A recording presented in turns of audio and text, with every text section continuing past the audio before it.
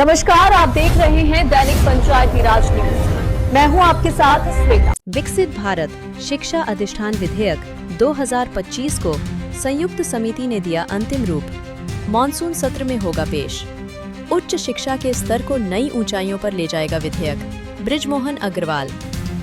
विकसित भारत शिक्षा अधिष्ठान विधेयक 2025 को संसद की संयुक्त समिति द्वारा अंतिम रूप दे दिया गया है और इसे आगामी मॉनसून सत्र में पेश किया जाएगा।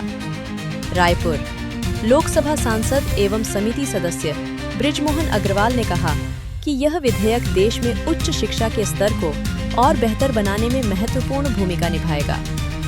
नई दिल्ली स्थित संसद परिसर में आयोजित संयुक्त समिति की बैठक में सांसद बृजमोहन अग्रवाल ने भाग लेते हुए विधेयक के विभिन्न नीतिगत पहलुओं पर विस्तार से चर्चा की और अपने सुझाव प्रस्तुत किए।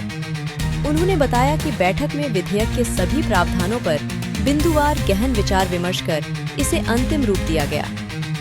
सांसद अग्रवाल के अनुसार यह विधेयक राष्ट्रीय शिक्षा नीति 2020 के उद्देश्यों को अधिक प्रभावी और व्यवहारिक बनाने में सहायक सिद्ध होगा। उन्होंने कहा कि यह केवल उच्च शिक्षा के ढांचे को मजबूत ही नहीं करेगा, बल्कि इसे अधिक सुगम, उपयोगी और जनोन्मुख भी बनाएगा।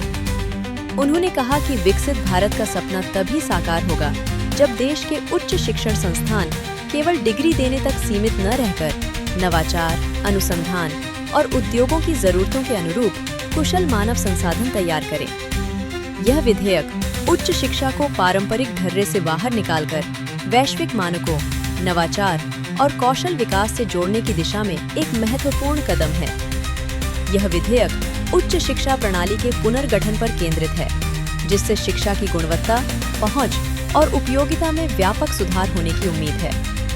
विशेषज्ञों का मानना है कि यह पहल देश के शिक्षा क्षेत्र में एक नए दौर की शुरुआत कर सकती है।